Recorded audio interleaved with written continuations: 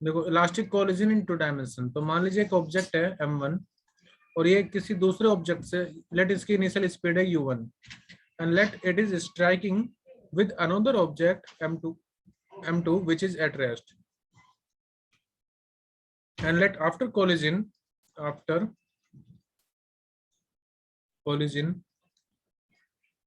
I am assuming let first particle, ये इसकी initial direction थी, अब फर्स्ट पार्टिकल में मान रहा हूँ कि इस तरफ जा रहा है ना, और ये हो जाएगी इसकी स्पीड, फाइनल स्पीड v1, ये particle m1 and I am assuming let it is making an angle θ1 with the horizontal line, मतलब इनिशियल जिस डायरेक्शन में मूव कर रहा था उस डायरेक्शन से ये थीटा एंगल बनाते हुए ऊपर की तरफ जा रहा है, θ1. Similarly, I am assuming that another particle is moving in this direction having mass m2 and let final velocity is v2. Okay, और इसका एंगल कितना है, θ2, और मैं अज्यूम कर रहा हूँ कि let it is X Y plane, the screen is X Y plane.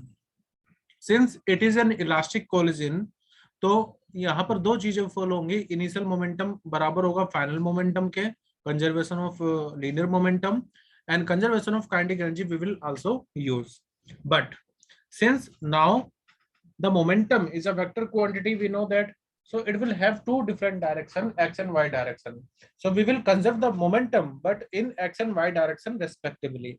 So I'm writing p initial will be equal to p final, मतलब कि जितना मोमेंटम इनिशियल होगा वो बराबर होगा फाइनल के, लेकिन momentum being a vector quantity तो हम अलग अलग बैलेंस करेंगे, हम मानेंगे initial momentum of X direction will be equal to final momentum of X direction.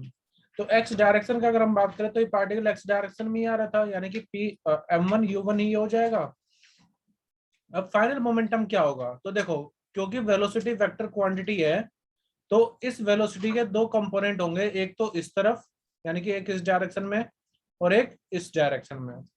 सो कौन सा कंपोनेंट कितना होगा, कोई बताएगा मुझे, मतलब एक्स डायरेक्शन में क्या मैं लिख सकता हूँ, मोमेंटम होगा m1 v1 cos θ1, यस और नो, क्योंकि यस सर. सर यहाँ पे जो हमारे डायरेक्शन एक्स में हमारे जो मोमेंटम है दोनों डिफरेंट क्यों है? डिफरेंट क्यों है बेटा, हम डिफरेंट नहीं है, टोटल मोमेंटम हम मान रहे हैं कि p इनिशियल p फाइनल के बराबर होगा, लेकिन मोमेंटम होगा क्या, p x i cap plus p y j cap.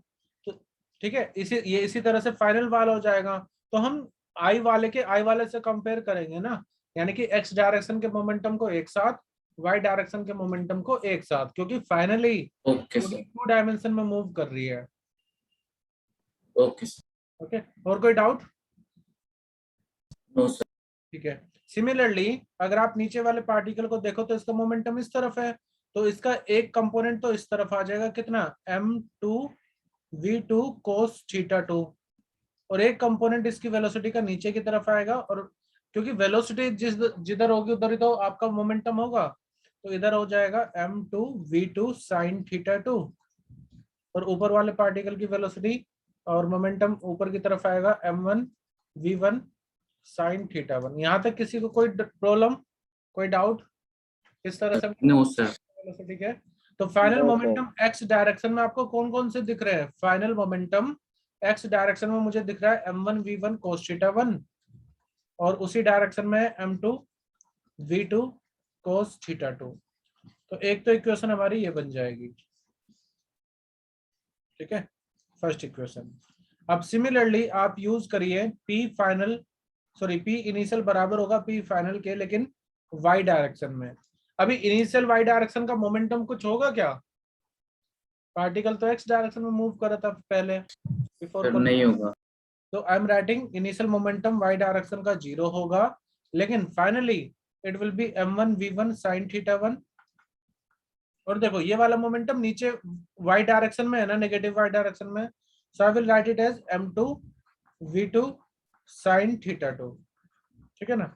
और इसी को मैं मॉडिफाई करके थोड़ा सा इस तरह से लिख रहा हूँ, इसी इक्वेशन को मैं यहाँ लिख रहा हूँ, इसको हम लिख सकते हैं m1 v1 sin θ1 equal to, लिख सकते हैं क्या, m2 v2 sin θ2. Yes sir. ठीक है, तो ये हमारी हो गई सेकंड इक्वेशन. अभी एक इक्वेशन हम और यूज करेंगे कंजर्वेशन ऑफ काइनेटिक एनर्जी के लिए. कंजर्वेशन ऑफ काइनेटिक एनर्जी के अकॉर्डिंग मैं लिखूंगा कि जितने भी इनिशियल काइनेटिक एनर्जी होगी, अभी काइनेटिक एनर्जी स्केलर क्वांटिटी या vector quantity? Kinetic energy scalar या वेक्टर? Sir scalar. स्केलर होगी तो उसमें हमें डायरेक्शन की कोई टेंशन नहीं लेनी, डायरेक्शन का कोई यहाँ पर लिखना नहीं है। तो हम बस मान के चलेंगे कि इनिशियल काइनेटिक एनर्जी कितनी, हाफ m1 u1 का स्क्वायर, और फाइनल काइनेटिक एनर्जी कितनी, हाफ m2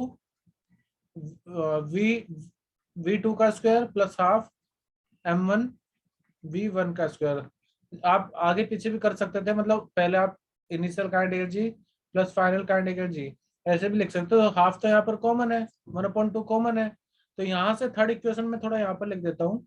थर्ड इक्वेशन जो आपको मिलेगी, it will be m1 u1 का square equal to m2 v2 का स्क्वायर और प्लस m1 v1 का स्क्वायर। तो ये हो जाएगी हमारी थर्ड इक्वेशन। तो आपके पास कितनी चीजें हैं, हमें ना तो θ1 पता है ना θ2 पता है, और v1 और v2 भी हमें नहीं जानते हैं। तो हमारे पास हमारे पास 3 इक्वेशन है, पर 4 ऐसी चीजें हैं जो हमें नहीं पता। तो इसका मतलब हम इन इक्वेशन को डायरेक्टली तो सोल्व नहीं कर सकते, लेकिन जब भी क्वेश्चन या कंडीशन आपको दी गई होगी, वहां पर आपको इन चारों चीजों में से कोई ना कोई चीजें बता देंगे कि लेट मास दोनों के बराबर है, या फिर थीटा जितना है वो आपको हिंट दे दी जाएगी। बट ये थी कि आपकी मेन इक्वेशन कैसे फ्रेम होगी। इन 3 इक्वेशन के बेसिस पर हम कोई भी क्वेश्चन 2 डायमेंशन का इलास्टिक कोलिजन का कर सकते हैं, ठीक है। वो भी मैं आपको बताऊंगा।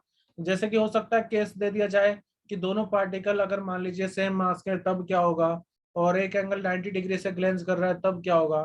So that depends on the case, लेकिन ये 3 इक्वेशन थी जो हम फ्रेम कर सकते हैं।